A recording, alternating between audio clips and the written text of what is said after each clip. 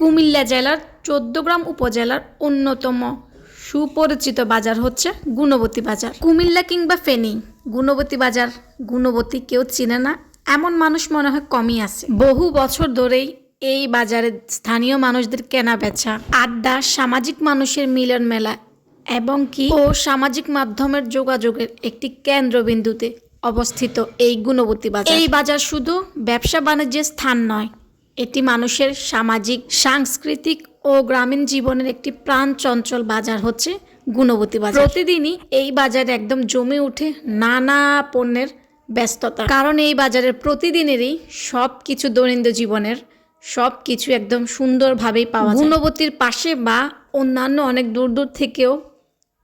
দূর দূরান্ত গ্রাম থেকেও এই বাজার থেকে অনেকেই বাজার করে নিয়ে যায়।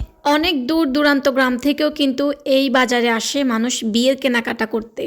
এই গুণবতী বাজারে কিন্তু সপ্তাহে 2 দিনই বাজার বসে, বৃহস্পতিবার ও রবিবার। এই 2টা দিন এত পরিমাণে বাজারে ভিড় হয়, মানে একদম জমজমাট একটা বাজার।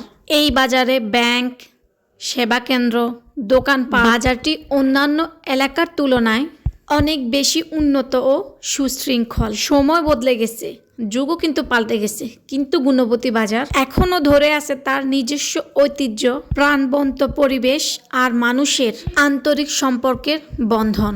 এই গুণবতী বাজারের পাশেই কিন্তু রয়েছে এলাকার একদম অন্যতম প্রতিষ্ঠান গুণবতী ডিগ্রি কলেজ। গুণবতীতে কিন্তু স্কুল, মাদ্রাসা, কলেজ কোনো কিছুরই অভাব নেই।